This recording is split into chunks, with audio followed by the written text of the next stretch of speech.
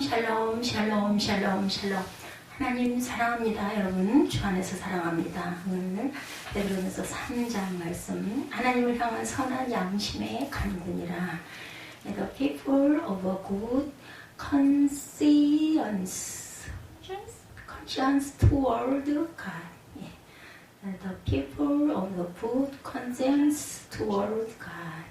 하나님을 향한 선한 양심의 간군이라. 3장 전체에 한번 중요한 구절들 봅니다.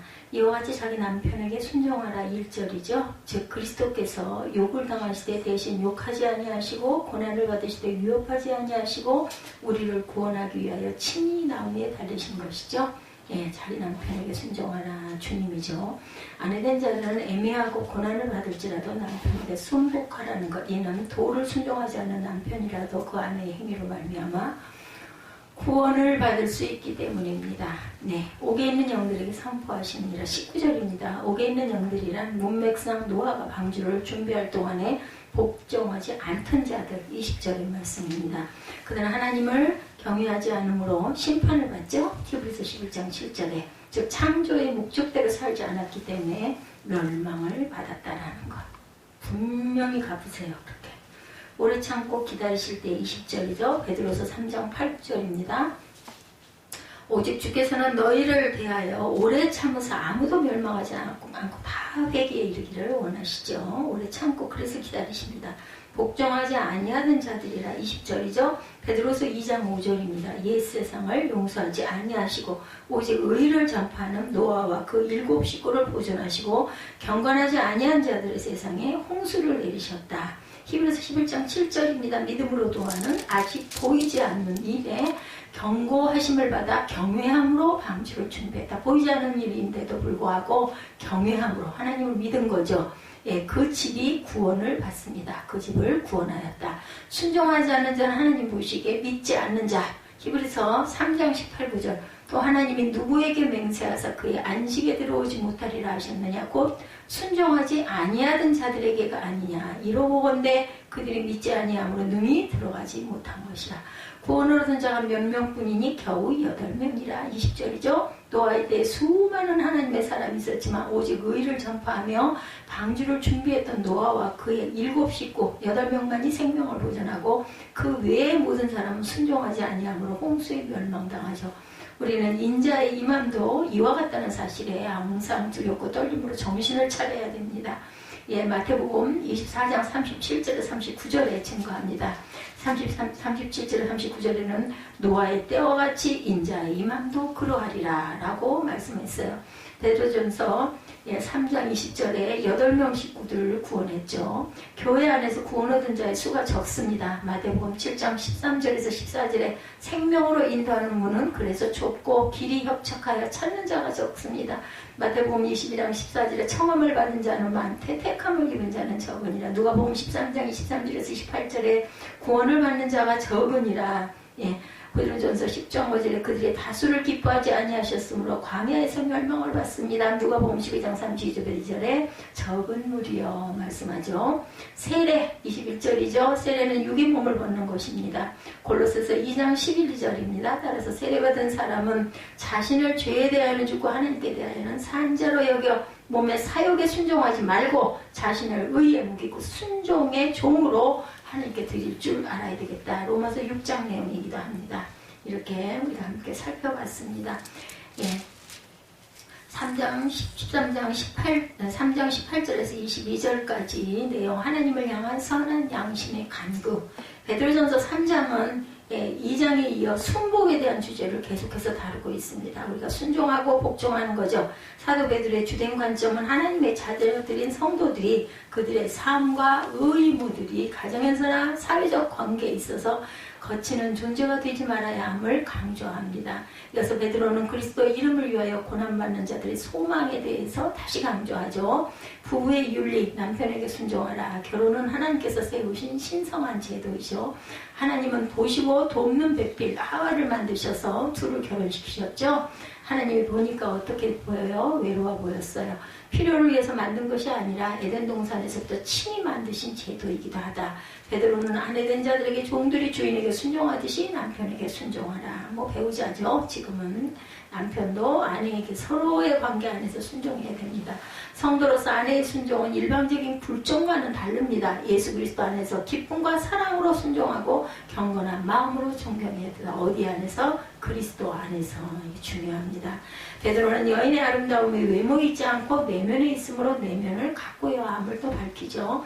남편을 위하여 돕는 배필이라고 창세기 2장 18절에 야훼 하나님이 이르시되 사람이 혼자 사는 것이 좋지 아니하니 내가 그를 위하여 돕는 배필을 지으리라 하시니라. 예, 어진 여인은 지아비의 면류관이라고 그러죠. 잠언 12장 4절입니다. 어진 여인은 지아비의 면류관이나 욕을 끼치는 여인은 지아비의 뼈를 썩게 한다라고 말합니다. 아브라함의 아내 사라에 대해서 6절에 베드로는 구약에 나타난 부녀들을 예로 들면서 그들이 하나님께 소망을 두며 베드로는 아브라함의 아내 사라의 경우를 설명합니다. 사라는 자기 남편인 아브라함을 주라고 부르며 복종했어요. 사라가 아브라함에게 순종함으로 그녀는 하나님을 모험적으로 섬기는 자신의 믿음을 나타내 보입니다. 사라의 이러한 믿음의 행위가 그녀를 열국의 어미로 칭함을 받게 하죠. 그리스도를 영접한 믿음의 아내들이 사라의 딸이라면 그들은 사라처럼 행동해야 된다는 거죠. 3장 1절부터 우리 7절까지 합독합니다. 아내들아 이와 같이 자기 남편에게 순종하라. 이는 혹 말씀을 순종하지 않는 자라도 말로 말미암지 않고 그 아내의 행실로 말미암아 구원을 받게 하려. 아내들이 믿음이 좋은 거예요. 그렇기 때문에 너희의 두려워하고 정결한 행실을 봄이라. 너희의 단장한 머리를 꾸미고 금을 차고 아름다운 옷을 입는 외모로 하지 말고 오직 마음에 숨은 사람을 온유하고 안정한 심령의 썩지 아니할 것으로 하라. 이는 하나님 앞에 값진 것이니라. 전에 하나님께 소망을 두었던 거룩한 부녀들도 이와 같이 자기 남편에게 순종함으로 자기를 단정하였나니 사라가 아브라함을 주라 칭하여 순종한 것 같이 너희는 선을 행하고 아무 두려운 일에도 놀라지 아니하며 그의 딸이 된 것이니라. 남편들아 이와 같이 지식을 따라 너희 아내와 통과하고 그를 더 연약한 그릇이요 또 생명의 은혜를 함께 이어받을 자로 하라. 귀히 여기라. 이는 너희 기도가 막히지 아니하게 하려 합니다. 아내를 실망하게 하고 아내를 비방하고 심판하고 나쁘게 굴면 결국은 하나님께 향한 기도가 막힙니다. 남편을 사랑해야죠. 디도서 2장 4절입니다. 사랑한다는 것은 무조건 들어주는 것은 아닙니다. 그들로 젊은 여자들을 교훈하되 그 남편과 자녀를 사랑하며 하나님의 말씀이 회방을 받지 않게 하려 합니다. 디도서 2장 5절 신중하며 순전하며 집안일을 하며 선하며 자기 남편에게 복종하게 하라. 이는 하나님의 말씀이 비방을 받지 않게 하라. 하나님 말씀이 비방받지 않게 위해 잘 섬기라는 거죠. 뜻을 잘 맞춰주면서 하나님의 길로 서서히 몰아가야 합니다. 남편의 도리 7절입니다. 부부란 매우 특별한 관계로 맺어진 사람인데 서로가 지켜야 할 도리가 있죠. 권위주의적 전통이 몸에 밴 사람들에게 있어서 성경이 가르치는 남편과 아내에 대한 도리는 벌써 거부감을 느끼게 될 수도 있습니다. 그러나 성도들은 자기 자신이 어떤 사회 환경 가운데 살고 있든지 성경의 가르침을 최고의 법으로 알고 실행하도록 힘써 나가야 되는 지혜가 필요합니다.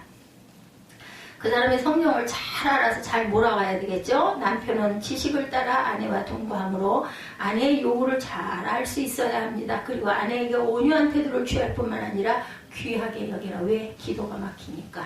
하나님께 아내가 열심히 기도해서 남편이 변화되고 은혜를 받게 해야 되겠죠. 아내를 사랑해야 할 남편, 골로새서 3장 19절입니다. 남편들아 아내를 사랑하며 괴롭게 하지 말라 말씀합니다. 성도의 생활 원리에 대해서 8절에 낮은 자세로 사랑하라고 말씀하고 있습니다. 그리스도를 구주로 영접하고 하나님을 아버지라고 부르는 모든 사람들은 한 형제죠. 이렇게 성도 상호간의 형제임을 확인시켜주는 행위가 하나 있는데 그것이 바로 사랑. 성도는 마음을 같이하며 체휼하며 형제를 사랑하며 불쌍히 여기고 겸손해야 되겠다. 그리고 악을 악으로 욕을 욕으로 갚지 말고 도리어 복을 빌어줘야 되죠. 우리가 그리스도인임을 가장 확실하게 증거할 수 있는 힘 있는 언어는 그리스도인다운 생활입니다. 예수님도 돌아가실 때 저들이 자신의 잘못을 알지 못하나이다. 용서하여 주시옵소서 하고 기도하시죠. 오직 행함과 진실함으로 사랑해야 한다고 요한일서 3장 18절에 자녀들아 우리가 말과 혀로만 사랑하지 말고 행함과 진실함으로 하자. 원수는 주께서 갚으셔요. 로마서 12장 19절 내 사랑하는 자들아 너희가 친히 원수를 갚지 말고 하나님의 진노하심에 맡기라. 기록되었을 때 원수가 없는 것이 내게 있으니 내가 갚으리라고 주께서 말씀하십니다. 입술의 말을 조심하라고 말씀하고 있습니다. 네, 베드로는 생명을 사랑하고 좋은 날 보기를 원하는 자는 혀를 금하며 악한 말을 그치며 그 입술로 괴유를 말하지 말라고 하시죠. 하나님께 소망을 둔 성도들은 말에 대한 책임의 중요성을 인식하고 항상 말조심을 해야 되겠다. 소망이 있는 사람과 없는 사람의 차이는 그들의 처세에서 쉽게 드러납니다. 성도들은 어떤 종류의 거짓말이든 멀리하도록 해야 되죠. 사람은 자기의 한 말에 대한 책임을 져야 하기 때문에 진실한 증인이 되어야 합니다. 자기 혀를 제갈먹이지 않는 자의 경건은 헛것이다. 야고보서 1장 26절입니다. 누구든지 스스로 경건하다 생각하며 자기 혀를 제갈물리지 아니하고 자기 마음을 속이면 이 사람의 경건은 헛것이라. 그리스도의 입에는 괴사가 없으시죠. 베드로전서 2장 22절입니다. 그는 죄를 범하지 아니하시고 그 입에 거짓도 없으시며 욕을 당하시되 맞대 욕하지 아니하시고 고난을 당하시되 위협하지 아니하시고 오직 공의로 심판하시는 이에게 부탁하시며 친히 나무에 달려 그 몸으로 우리 죄를 감당하셨으니 이는 우리로 죄에 대하여 죽고 의에 대하여 살게 하려 하심이라. 그가 채찍에 맞음으로 너희는 나음을 얻었나니 너희가 전에는 양과 같이 길을 잃었더니 이제는 너희 영혼의 목자와 감독 되신 이에게 돌아왔느니라. 그리고 선한 양심을 가지라고 말씀하죠. 예, 의인은 하나님께서 항상 자신을 바라보고 계신다는 사실을 즐거워하면서 열심히 선을 행합니다. 그 아이들이 엄마가 아빠가 보고 있을 때 어때 이쁜 짓 많이 하죠. 똑같아요. 우리도 아버지 앞에서. 그리스도인은 선한 양심을 가져야 합니다. 양심이 오염된 사람은 도덕적으로도 윤리적으로도 병든 생활을 할 수밖에 없죠. 시공을 초월하여 모든 대적하는 자들의 입을 막을 수 있는 덕목은 선행입니다. 하나님의 상실한 마음에서 온갖 죄악이 생산되어 나오므로 하나님을 상실한 마음에서 온갖 죄악이 생산되어 나오므로 그리스도인은 선한 양심을 가지도록 힘써야 되죠. 하나님과 사람을 대하여 사도행전 24장 16절 이것으로 말미암아 나도 하나님과 사람에 대하여 항상 양심에 거리낌이 없기를 힘쓰나이다. 우리를 악하다 할 것이 없게 하려 합니다. 디도서 2장 8절이죠. 책망할 것이 없는 바른 말을 하게 하라. 이는 대적하는 자로 하여금 부끄러워 우리를 악하다 할 것이 없게 하려 함이라 라고 말씀합니다.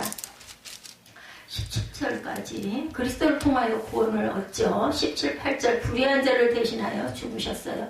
예수 그리스도는 우리 범죄함으로 인하여 내어줌이 되었고 우리를 구원하기 위해서 돌아가셨죠.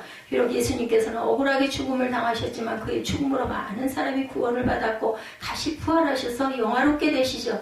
예수 그리스도는 순전히 인간적인 관점에서만 평가한다면 가난한 목수의 아들이고 학벌도 없고 뚜렷하게 내세울 만한 것들도 전혀 갖지 못한 아주 평범한 인간입니다. 그러나 그분은 어느 누구와도 비교될 수 없는 특별한 특징을 갖고 계신 분이죠. 모두 오직 그분의 사역으로 말미암아 온 인류는 소망을 가지게 되었어요.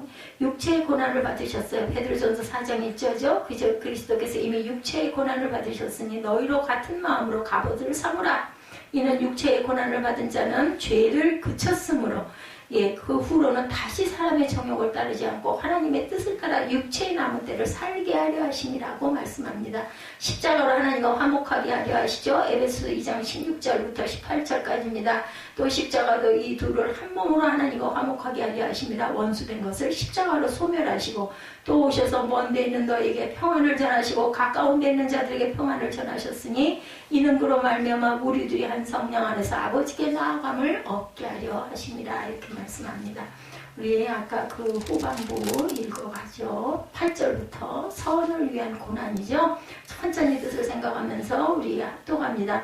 마지막으로 말하느니 너희가 다 마음을 같이하여 동정하며 형제를 사랑하며 불쌍히 여기며 겸손하며 악을 악으로 욕을 욕으로 갚지 말고 도리어 복을 빌라. 이를 위하여 너희가 부르심을 받았으니 이는 복을 이어받게 하려 하심이라.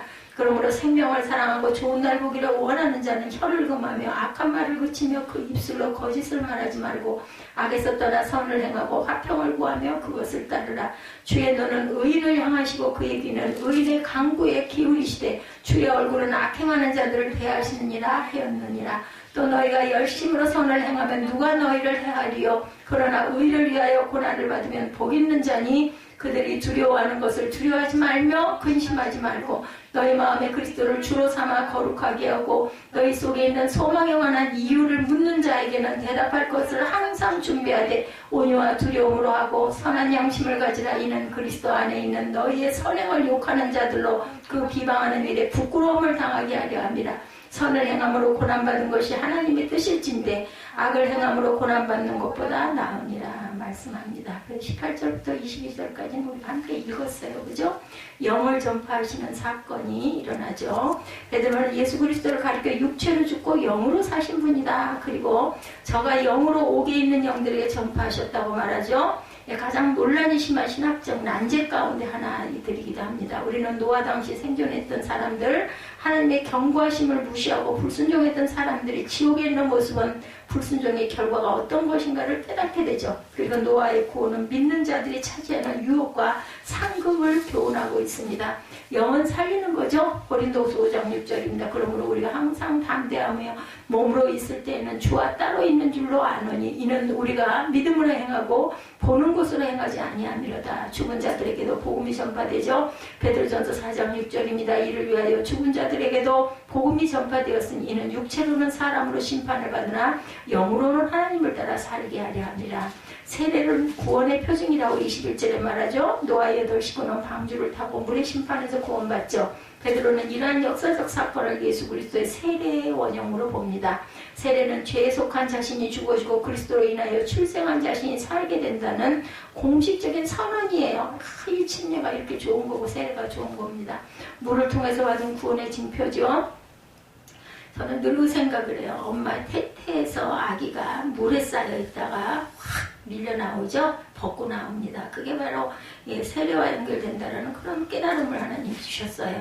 육체의 더러운 것을 제하여 버리는데 그치는 것이 아니고 선한 양심이 하나님을 향하여 찾아가도록 인도합니다. 세례의 모든 인연과 유효성은 예수 그리스도의 부활과 승천을 의존하죠. 물로 세례를 줬어요. 요한복음 1장 26절에 요한이 대답하되 나는 물로 세례를 베풀거니와 너희 가운데 너희가 알지 못하는 한 사람이 섰으니 27절입니다. 곧 내 뒤에 오시는 그 이라 나는 그의 신발끈을 풀기도 감당하지 못하겠노라. 예수 그리스도죠. 만물을 그 발 아래 복종하게 하신다고 말하죠. 에베소서 1장 21절에 만물을 그의 발 아래 복종하게 하시고 그를 만물 위에 교회의 머리로 삼으셨느니라. 교회는 그의 몸이니 만물 안에서 만물을 충만하게 하시는 이에 충만함이라. 이렇게 말씀하고 있습니다. 성도는 세상을 적당히 살지 말고 구별해서 살 줄 알아야 된다. 하나님께서는 할 것과 하지 말 것, 가야 할 길과 가지 말아야 할 길을 우리에게 가르쳐 주셨어요. 오늘 베드로전서 3장을 통해서 우리는 죄 많은 이 세상에 살면서 하나님을 욕되게 하고 우리 자신의 양심을 더럽히는 일을 멀리해야 되겠다. 우리 마지막 18절에 22절까지 합동합니다. 그리스도께서는 단번에 죄를 위하여 죽으사 의인으로서 불의한 자를 대신하셨으니 이는 우리를 하나님 앞으로 인도하려 하심이라. 육체로는 죽임을 당하시고 영으로는 살리심을 받으셨으니 그가 또한 영으로 와서 옥에 있는 영들에게 선포하시느니라. 그들은 전에 노아의 날 방주를 준비할 동안 하나님이 오래 참고 기다리실 때 복종하지 아니하던 자들이라. 방주에서 물로 말미암아 구원을 얻은 자가 몇 명뿐이니 겨우 8명이라. 물론 예수 그리스도께서 부활하심으로 말미암아 이제 너희를 구원하는 편이 곧 세례라. 이는 육체의 더러운 것을 제하여 버림이 아니요 하나님을 향한 선한 양심의 강군이라. 그는 하늘에 오르사 하나님 우편에 계시니 천사들과 권세들과 능력들이 그에게 복종하느니라. 아멘. 우리가 항상 살아갈 때 목적 설정 굉장히 중요하죠. 하나님을 향한 선한 양심의 강구를 항상 해야 합니다. 미국 부자와 우리나라 부자의 차이가 있다고 합니다. 우리나라의 부자는 세습이 대부분인데 삼성, 현대, LG, SK, 롯데 등 5대 재벌 모두가 세습이죠. 미국은 자수성가형 부자들, 미국 재벌 5위까지는 스스로 이룬 그 기업들이죠. 1위는 빌 게이츠죠. 19년째 1위 자리를 차지하고 있어요. 재산은 660억 달러, 74조 원이라고 합니다. 2위는 위렌 버핏 버크셔 해서웨이 회장 460억 달러라고 합니다. 3위는 레리 앨리슨 오라클 최고 경영자 410, 이렇게 글자 이런 게 잘 안 보여요. 공동 4위는 에너지 기업의 코후 인더스트리의 찰스 코우 회장과 데이비드 코우 부회장 형제라고 합니다. 각각 310억 달러. 바리새인과 세리의 차이가 있습니다. 마음가짐을 어떻게 갖고 있느냐 중요하죠. 바리새인은 자기를 드러내고자 하죠. 세리는 자기를 드러내지 않습니다. 나는 일에 2번씩 금식하고 소득의 11절에 드립니다. 11, 12절. 세리는 자기를 드러내기보다는 자신의 부족함을 통해 하나님을 드러내죠. 하나님의 영광을. 이런 기도를 할 줄 알아야 됩니다. 그래서 하나님께 자신을 불쌍히 여기달라고 간청할 뿐이죠. 인정하는 거예요. 나는 하나님 이렇게 연약한 자입니다. 하나님 보시옵소서, 도와주시옵소서, 이런 기도를 해야 합니다. 그리스도는 자기를 드러내는 사람이 아니라 하나님을 드러내는 사람이다. 그런데 아버지께만 우리는 이렇게 부족하고 연약합니다. 해야 합니다. 사람들을 보면서 두려워하고 걱정하는 사람들이 되어서는 안 되죠. 우리가 기억할 것이 있습니다. 언제나 중요한 것은 감추어 있다는 것. 마음은 육체에 감추어져 있습니다. 나무의 뿌리도 땅속에 감추어져 있죠. 마음이 인간을 이끌고 가죠. 뿌리가 나무의 생명을 좌우해요. 보이지 않는 것들이 보이는 것을 좌우한다는 것 절대 잊지 마시기 바랍니다. 제가 아까 기도할 때 그런 그 깨달음을 하나님께서 주셨어요. 말대로 그렇게 재판이 이루어진다면 그 여인은 정말 성심으로 사랑으로 배우자를 섬겼고 하나님을 보시기에 온전한 모습이었기 때문에 그런 결과를 주실 것이다 라는 마음이 왔어요. 만약에 그렇게 된다면 그게 맞겠죠. 그죠? 나무의 뿌리도 땅속에 감추어져 있습니다. 마음이 인간을 끌고 가고 뿌리가 나무의 생존을 좌우한다. 우리나라 교육은 두 가지로 나뉘어 있습니다. 하나는 공교육이죠. 또 다른 하나는 뭐예요? 사교육입니다. 나라가 바로 되려면 공교육이 살아야 하고 현실은 사교육에 의해 밀리죠. 거의 유명무실해져 버립니다. 그래서 생긴 것이 대안교육이, 대안학교, 여러분들 아시죠? 공교육은 일반적으로 끌려다니는 암송 위주 교육, 대안교육은 학생이 주도적으로 참여하는 창의성 위주의 교육이었습니다. 최근 광주에 있는 기독혁신 대안학교를 다녀오셨어요, 누군가가. 기독혁신 대안학교로 보니까 암송 위주 대신 창의적 독서 교육을 하고 있더랍니다. 교사가 아니라 학생이, 요즘에 학교에도 다 그렇게 수업을 하고 있죠. 학생이 주도적으로 이렇게 조를 짜가지고 발표하고, 그죠? 이렇게 하면서 질문하고 응답하고, 또 선생님은 그저 이렇게 참관하시고, 그러면서 또 점수를 주죠. 기독혁신대안학교는 1년에 기독이네요. 그래도 100권을 독서하도록 한다고 그래요. 그 학교는 독서 교육에 그치지 않습니다. 요리를 통해 인성을 또한 함양한다고 그래요. 더 놀라운 것은 미술 교육을 강조한다고 합니다. 기독혁신대안학교를 깊이 들어가 보기 전까지는 대안학교가 왜 중요한지를 잘 몰랐었는데 이 목사님도 그것을 방문의 기회로 창의적 교육을 할 수 있는 곳은 대안학교이구나 라고 생각을 했다고 합니다. 이런 얘기를 하다 보니까 그 김학중 목사님 생각이 나네요. 큰아들이 하도 공부를 안 하고 말썽 부르게 해가지고 대안학교를 보냈다. 제가 그 얘기를 들은 것 같아요. 그때 한참 교회 나갈 때. 기독혁신 대안학교를 통해서 대안학교가 비록 작지만 한국의 미래, 교육의 미래, 교회의 미래를 볼 수 있었다는 거죠. 이 이야기들 미국 부자, 우리나라 부자의 차이, 그리고 바리새인과 세리의 기도 차이, 공교육과 대안교육의 차이를 통해서 목적 설정의 중요성을 알 수가 있습니다. 우리도 삶을 살아갈 때 우리도 또 마찬가지요. 평범한 우리들도 살아갈 때 목적을 어디다 두느냐가 굉장히 중요합니다. 내가 승진하고 내가 세상에서 출세하고 내가 아니면 돈을 많이 벌고 잘 먹고 잘 살고 아니면은 많은 사람들을 돕는 일을 하면서 막 거기서 기쁨을 느끼고 이런 차이가 있어요. 이 세 가지 이야기에서 두드러지게 발생하는 차이는 목적을 어떻게 설정하느냐에 따라서 결정됨을 우리가 알 수 있습니다. 이것도 또한 뭐예요? 선택이에요. 우리는 무엇을 어떤 길을 갈 것인가 선택이죠. 인생은 목적을 갖고 살아야 한다고 배웁니다. 직장생활에서 어느 정도 목적을 분명해야 되죠. 반드시 그런 것은 아니지만 목적에 따라 결과가 달라지기 때문이죠. 이런 신앙생활도 마찬가지입니다. 신앙생활을 하는 목적이 무엇일까? 자기의 유익인가? 천국을 가기 위해서인가? 공동체의 유익을 도모하기 위해서인가?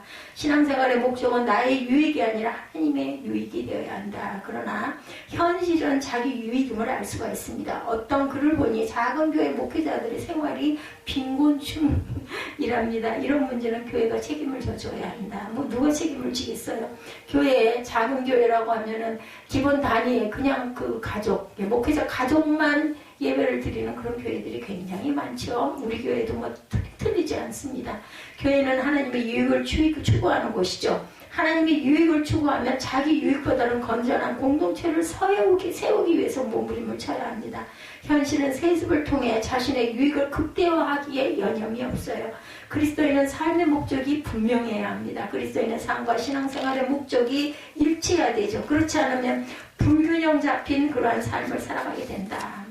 목사가 뭘 하겠어요? 하나님의 성전, 그죠? 이런 크리스마스 때, 추수감사절 때, 신년 또 때, 이럴 때 정말 하나님의 영광을 위해서 뭐를 좀 더 예쁘게 할까? 그리고 어떤 은혜를 끼칠까? 이런 게 가장 중요하죠.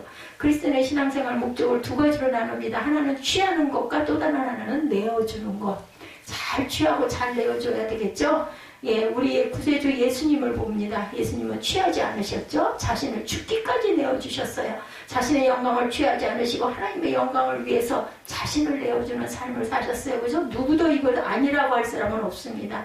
오늘 18절에 그것을 분명히 말씀하죠. 그것도 불의한 자들을 위해서 십자가에 내어주셨다. 18절 볼까요? 그리스도께서도 단번에 죄를 위하여 죽으사 의인으로서 불의한 자를 대신하셨으니 이는 우리를 하나님 앞에 인도하려고 육체로는 죽임을 당하시고 영으로는 살리심을 받으셨으니 그가 또한 영으로 가서 옥에 있는 영들에게도 선포하신다. 이렇게 돌아가시고 나서도 막 나타나죠. 그리스도께서 단번에 죄를 위하여 죽이사 의인으로 불의한 자를 대신하셨다. 예수께서 내어주시는 삶을 살아셨다면 우리도 그렇게 살아가야 되지 않겠어요? 최근 중국에 사역하던 선교사들이 추방을 당해서 고국으로 돌아왔다고 합니다. 중국이 자기들 사상만 그 취함을 세계에 천명한 거죠. 특히 우리나라 선교사가 주로 추방되었다고 하는데 선교사가 5,000명 중에 2,000명이 추방당했다라는 그러한 그 통계가 나옵니다. 중국만 그런 것이 아닙니다. 교회도 내어주기보다는 취함을 위해 살아갑니다. 그래서는 안 되겠죠.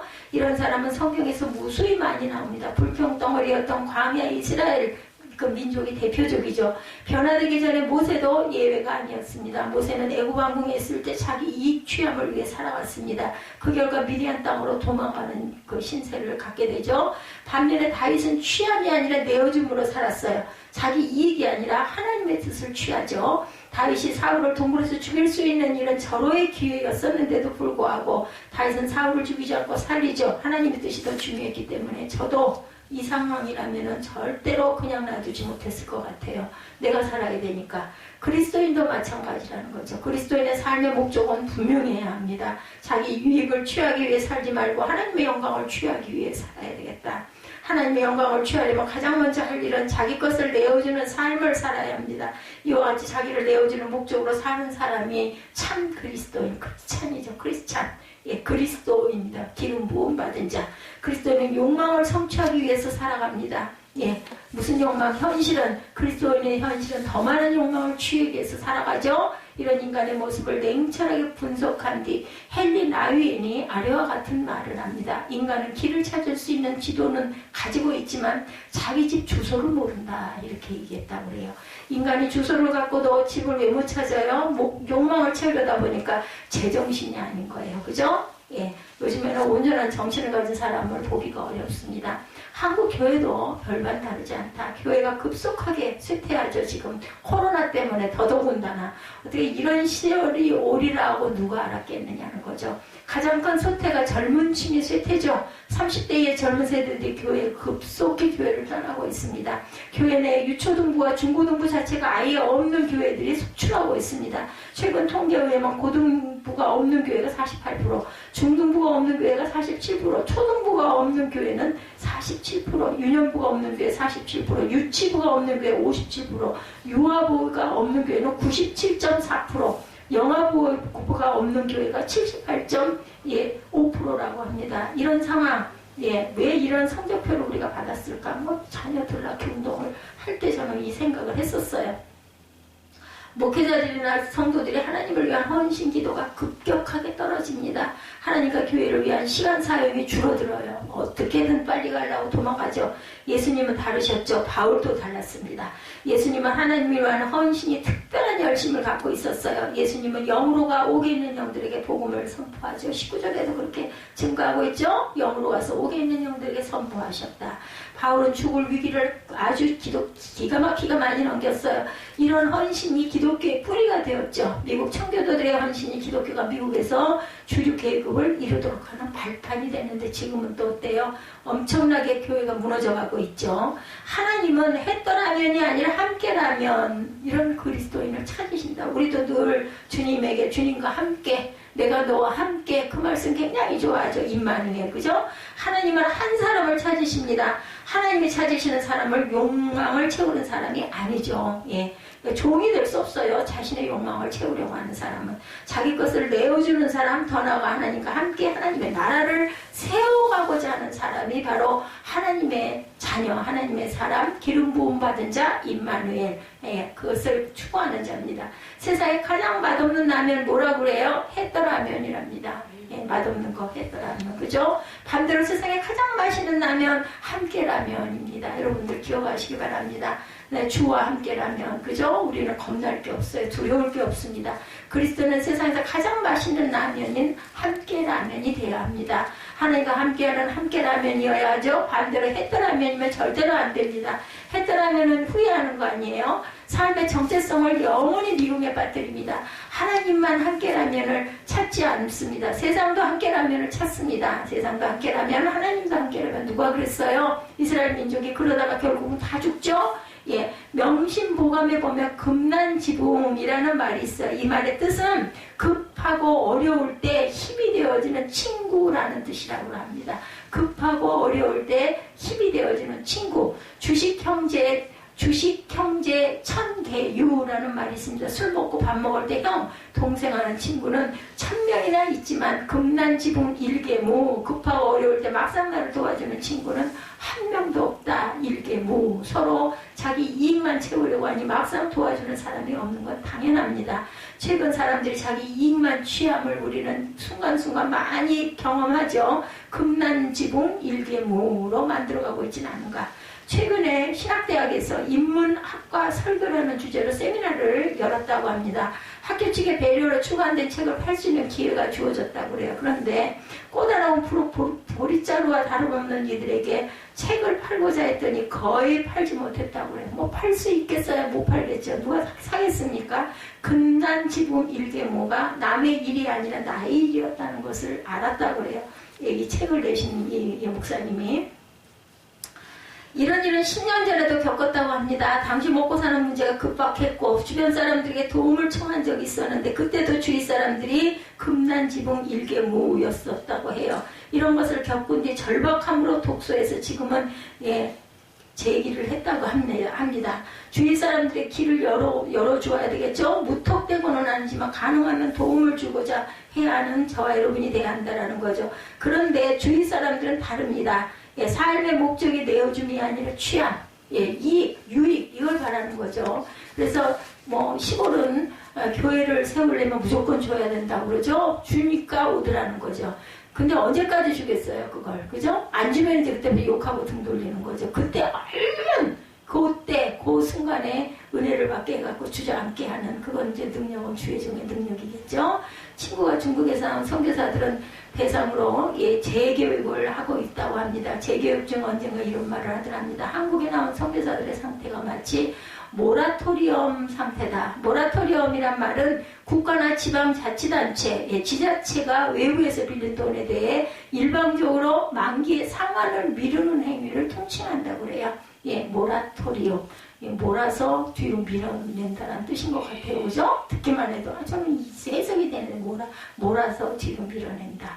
친구의 말을 따르면 중국 선교를 하면서 돌발 변수에 대한 준비가 되어 있지 않았답니다. 물론 모든 그런 것은 아닌데 아마 소수가 아니라 다수일 것 같아요. 문제는 그렇다면 한국에 나와서도 다른 사역을 위한 준비보다는 시간을 죽이며 살고 있지 않나 하는 걱정들이 앞섰다고 합니다.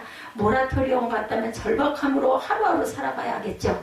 하나님이 기회를 주실 때 그리고 이제 미는 거는 하나님이 하시겠지 이제 이렇게 밀어대는 거예요. 인간이 자신들이 잘못해놓고 우리는 최선을 다해야 돼. 최선 무엇이든지 몸부림치는 것이 하나님의 영광을 위해 나를 내어주는 삶이 되어야 되겠죠. 예수님은 삶의 목적이 분명하셨어요.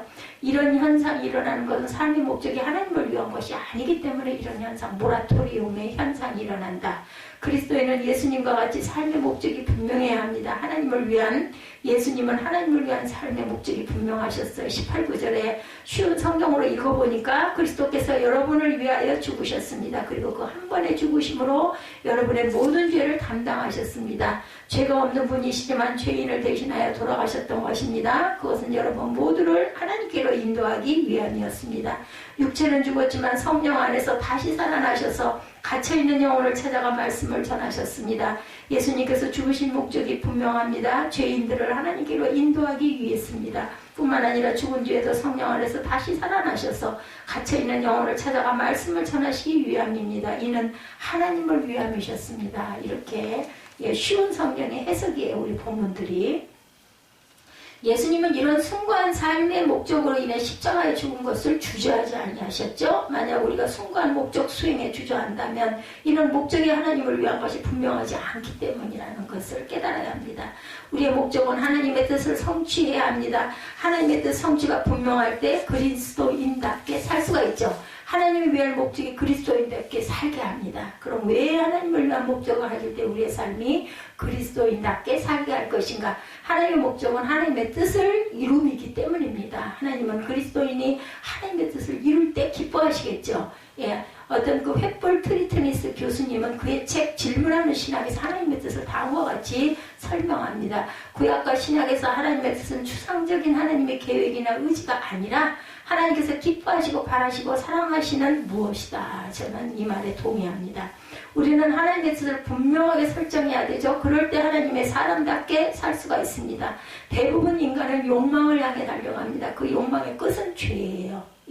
아담과 하와를 보면 알 수가 있죠. 아담과 하와는 자신의 욕망을 채우기 위해 뱀의 유혹을 받아들입니다. 최근에 강남권 집값이 거기 집값뿐만이 아니에요. 풍무동 새로 지은 아파트값도 폭등을 하고 있습니다. 이는 하나님의 뜻이 아니라 인간의 욕망을 취함 때문입니다. 강남권 어느 아파트는 10억 가까이 올랐다고 합니다. 10억이라는 숫자 기하학적이죠.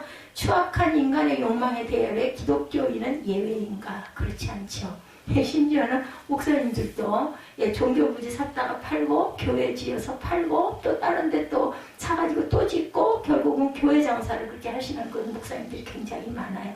이거는 옳지 않아요. 성전을 짓는 거죠. 팔아서 이익 남기고 또 팔고 땅값이 얼마가 오를까에만 정신을 처음에는 안 그러셨을 거야. 근데 하다 보니까는 와 이거 헌금 걷는 것보다 훨 수익이 좋으니까 계속 하는 거죠.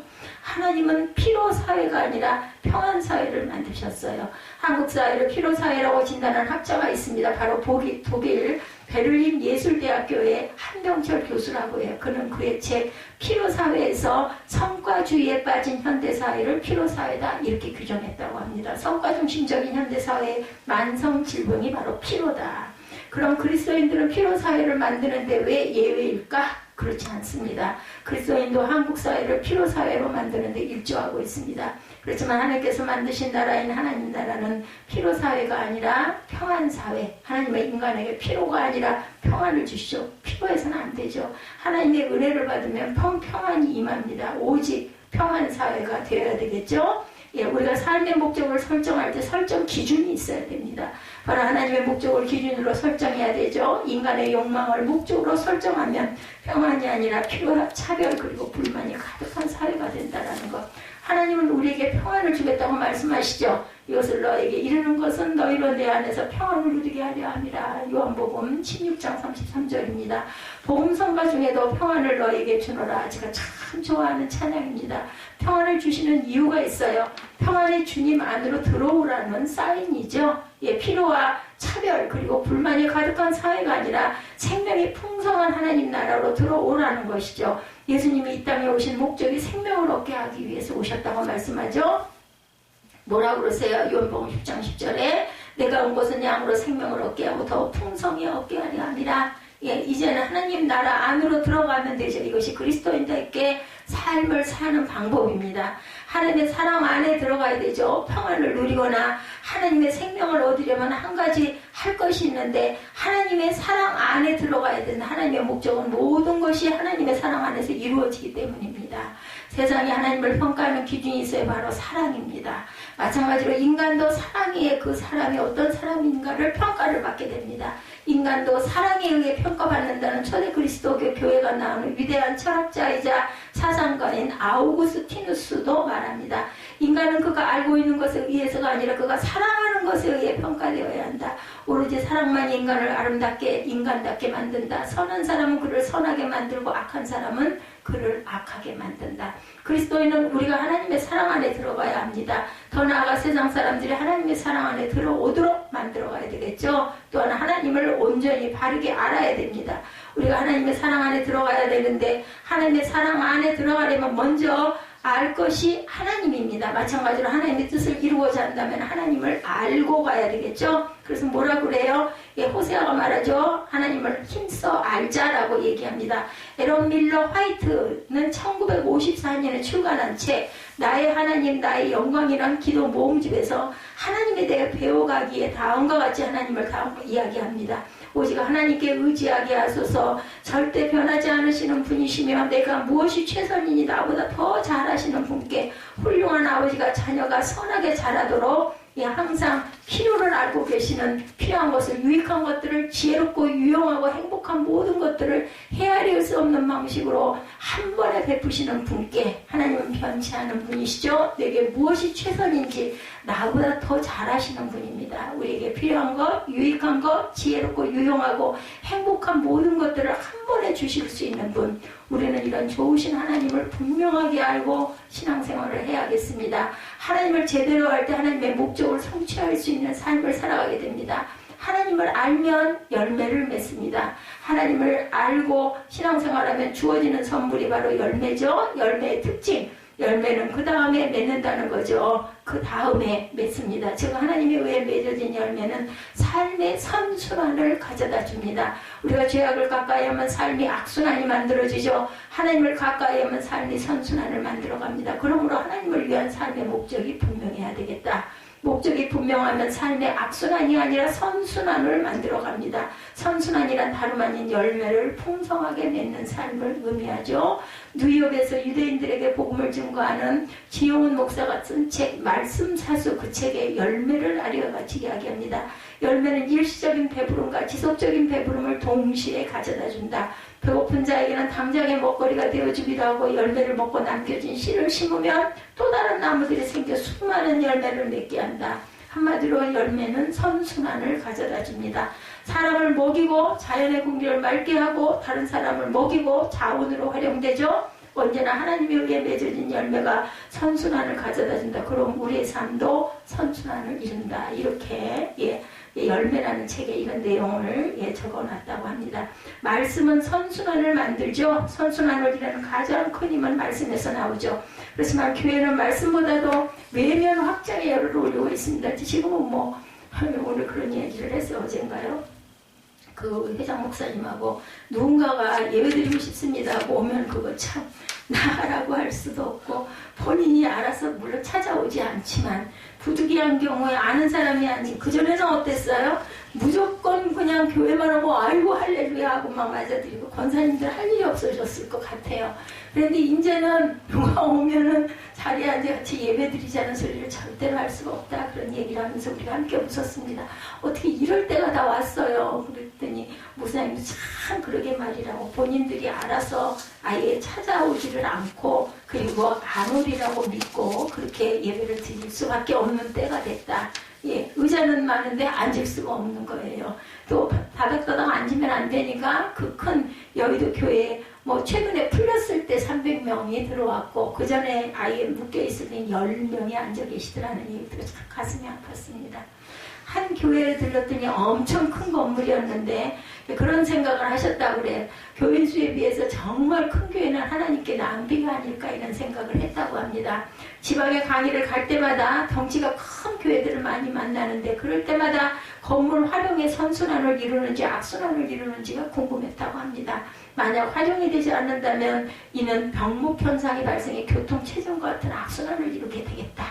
참 우리나라가 땅이 넓지가 않은데 그죠? 그래서 이런 외적인 확장이 아니라 내면의 성장을 추구해야 될 때 지금 특히 그렇습니다. 내적인 것 중 최고는 말씀 묵상입니다. 맞아요. 그죠? 성경은 읽어도 때에 따라서 내 마음 상태에 따라서 말씀이 은혜가 다르게 오죠. 그리스도인은 말씀 묵상의 달인이 되어야 한다고. 누구죠? 그죠? 김정환 목사님. 무슨 그 인터뷰를 할 때 물어보셨다 그래요. 거기 이제 아마 어린 시절에 그 목사를 뽑을 때 아마 이럴 때 인터뷰를 하셨던 것 같아요. 다른 거 하나도 안 물어보고 자네는 성경을 몇 번이나 읽었나 그랬더니 예 40번 읽었습니다 하더랍니다. 그랬더니 자네 내 자리에 대신 서게 나보다 낫네 이런 그런 대화를 했다는 것을 제가 오늘 새벽 예배 때 예화로 봤어요. 기가 막히죠. 오죽이나만 읽었으면 그죠. 그렇게 참 예, 그분이 저는 별로 은혜를 못 받아요. 그 말투나 이런 부분이 정말 그런데 어떻게 그렇게 부두 닦는 그런 슈샨보이라고 그러죠? 그 6.25 동란 그 이후에 제가 그 기억이 나요. 그 이름이 슈샨보이라 그런 일을 하고 있고 미팔군 부대에서 심부름하고 그 슈샨보이라는 거는 구두 닦아서 갖다 주고 구두 걷어가고 이런 아이들을 슈샨보이라고 했어요. 그런데 군인 한 분이 이 사람을 입양을 해가지고 공부를 시키느라고 대학교까지 공부를 시키느라고 직장을 몇 번을 연기를 하면서 월급을 받아야지 공부를 시키니까 그렇게 해서 했는데 그 이유 중에 가장 큰 이유는 그 많은 그 슈샨보이들 이런 아이들 얼마나 많았겠어요. 그 시절에 가난하고 배고프고 그죠? 뭐 초콜릿 하나만 줘도 그냥 죽을 일까지 다 했잖아요. 근데 예, 그 이유가 뭐냐, 특징이 뭐냐 물어봤더니 정직합니다. 하나님께 영광이 안 된 일은 절대로 가지도 않고 심부름을 시켜도 하지도 않고 뭐 여자들 좀 데리고 와라 뭐 이런 병사들이 많았다고 그래요. 근데도 그런데 자기는 절대로 안 갔고 절대로 거짓말을 하지 않았다. 그리고 하나님만 바라봤다라는 그런 부분을 보고 그 장교가 입양을 해가지고 교육을 시켜준 거죠. 중요한 건 정직이에요. 정직. 어떤 상황에서라도 예, 제가 기억이 나요. 제가 어렸을 때 고등학교 다닐 때였었던 것 같아요. 그 선생님이 너무 제가 보기에 온전치 않은 걸 자꾸 야단을 치고 그래요. 우리 모여가지고 합창대회 연습을 하고 있는데 다들 말을 못하죠. 지금은 뭐 애들이 그러지 않은데 그때 제가 그랬어요. 그렇게 하시면 안 되잖아요. 그래가지고 아주 미움을 영어 선생님이요. 지금도 기억이 나요. 미움을 받았어요. 근데 미움을 받거나 말거나 제가 지금 이런 자리에 쓸 제목이어서 그랬는지는 모르지만 절대로 그런 거 보면 그냥 못 넘어갔어요. 그래서 미움을 받았던 일이 있습니다. 말씀을 언제나 선순환을 만들어내야 되기 때문이다. 그러니까 그 선생님이 뭐라고 말을 못하는데 얼마나 아이들 많은 데서 그 양반이 무안했겠어요. 그죠? 저도 잘한 건 아니죠. 선생님한테 그렇게 하는 건 아닌데 약간의 그 반항심이 있었던 거죠. 근데 아무도 말을 못하는데 나서서 그렇게 얘기를 대꾸를 하고 달려든 거죠. 말대답을 한 거죠. 예수님은 선순을 만드는데 선순환을 만드는데 대표가 되시는 분. 예수님 만드신 것 최고의 생명이시죠. 예수님의 십자가의 죽음으로 죽어야 마땅한 인간을 생명으로 구원하셨기 때문에 만드신 것 중에 최고는 생명입니다. 생명의 특징이 있죠. 선순환을 이루는 것이 바로 생명이다. 그러므로 예수님과 가까이 해야 되죠. 야고보 기자는 하나님을 가까이 하라. 야고보서 4장 8절이죠. 시편 기자는 한 발 더 나가 하나님께 가까이 함이 뭐라고 그래요? 내게 복이라고 말씀합니다. 시편 13편 28절. 이렇게 귀한 말들이 있는데 왜 하나님을 가까이 하지 않으려고 하고 세상 일에 세상 것에 취해서 그렇게 교회에서 궁둥이를 떼서 도망가기를 그렇게 열심히인지 참 알 수가 없어요. 왜 이렇게 어리석을까 하는 생각이 들어요. 하나님 말씀대로 살면 미련한 것 같고 바보 같아도 하나님께서 축복하시고 하나님께서 갚아주시고 복을 줄 건데 그거 주는 게 교회 심는 게 그게 그렇게 아깝고 그게 그렇게 무슨 당하는 것 같고 사기당하는 것 같고 그러면 그릇은 그 그릇 그리고 언젠가는 깨달겠지 하고 우린 기다려야 되겠죠. 하나님께 가까이 가는 그럴 때 절대로 선순환을 이룬다. 선순환의 삶을 살아가려면 하나님 말씀에 순종해야 되는 거예요. 그런 선순환의 삶을 살려면 어떻게 하는가? 순종입니다. 20절에 노아가 방주를 만들 때 복종하지 않았기에 구원을 받은 자가 가족밖에 없었어요. 그 방주 만들면서 틈날 때마다 나와가지고 외쳤어요. 방주로 들어와야 산다고. 근데 아무도 꽃방구를 꼈죠. 왜냐면 그때 정말 비가 없었던 때니까 어떻게 믿었겠어요. 무슨 너무 하늘에서 비가 쏟아진대. 말도 안 돼. 그러지 않았겠어요. 미쳤어 쟤는. 그랬을 겁니다. 하나님께 복종하며 사는 이유. 한탄의 상황을 뭘로 만들어요? 감탄으로 만들기 위해서. 한탄하지 말고 감탄하시기 바랍니다. 우리는 하나님께 순종하지 못하는 것은 하나님께 순종하며 사는 것을 근심하기 때문이에요. 아이고 이것도 내가 잘못하는 거 아니야. 건진 보따리를 늘 끌어안고 있기 때문이죠. 웃음 보따리로 살기 위해 하나님께 순종하는 삶을 살아야 합니다. 하나님께서 한탄의 상황을 순식간에 감탄의 상황으로 바꿔주실 것을 믿습니다. 그리스도의 삶의 중심은 십자가여야 하죠. 삶은 어떻게 살 것인가? 더 나아가 누구와 살 것인가? 예수와 함께 살면 한탄이 아니라 감탄의 삶을 살게 된다는 거. 맞았어. 그렇군. 예, 제가 그래서 어저께 집값 그 부분을 제가 올려드린 거예요. 그 무슨 뭐 얼마가 올라서 그걸 얘기를 한 게 아니라 하나님이 그 집은 그렇게 될 집이 아니야 하고 계속 말씀을 하셨던 거죠. 참 어려운 시기를 지나갔고요. 예, 이제는 어려운 구렁텅이에서 회복의 시기로 돌아섰구나 하는 마음에 감동이 왔습니다. 십자가를 둘 때 삶이 한탄이 아니라 감탄으로 만들어진다. 회복해 주시리라고 믿습니다. 인간의 가장 큰 근심은 영혼의 문제죠. 사국의 나는 어떻게 될 것인가. 이를 십자가의 일시에 날려버려야 합니다. 피가로의 결혼의 주인공 피가로가 한 말이 있어요. 백장님 당신은 귀족이십니다. 게다가 직위도 높으시며 재산도 많으십니다. 그런데 이 모든 것을 얻기 위해 하신 일이 무엇입니까? 그저 태어나신 일밖에 더 있습니까? 그리스도인의 삶도 백작과 별반 다르지 않습니다. 별로 한 것 없이 예수님의 십자가 은혜로 제2의 탄생을 했어요. 영생을 받았죠. 십자가의 복종함으로 제2의 탄생을 선물로 받았어요. 그것도 값도 없이. 그렇다면 이제부터라도 십자가를 중심으로 두는 삶을 살아야 되겠죠. 삶의 목적이 십자가가 돼야 합니다. 그럼 우리의 삶은 육을 위해 살지 않고 영을 위해서 산다. 18절이죠. 예, 뭐라고 말씀하세요? 그리스도께서 단번에 죄를 위하여 죽으사 의인으로서 불의한 죄를 대신하셨으니는 우리를 하나님 앞으로 인도하려 하심이라. 육체로는 죽임을 당하시고 영으로는 살리심을 받았다라고 말씀합니다. 이제부터라도 십자가를 중심으로 사셔서 영을 위해서 영을 살리고 사시기 바랍니다. 하나님의 영을 위해 살게 될 때 저절로 하나님께 순종하게 되고, 예수께서 십자가를 질 수 있었던 것은 하나님께 순종했기 때문에 우리도 마찬가지입니다. 그리스도인답게 살려면 순종의 삶을 살아야 합니다. 순종할 때 삶의 목적은 나의 뜻 취함이 아니라 나의 것을 하나님께 드림이란 목적이 분명한 삶을 살게 될 것을 믿으시는 저와 여러분 되셔서 귀한 영의 축복, 그리고 세상에서의 이김의 승리가 되시기를 주님의 이름으로 축복합니다. 아까 우리 결단 못한 두 곡 찬양하고, 예, 우리 축도로 예배를 마치겠습니다.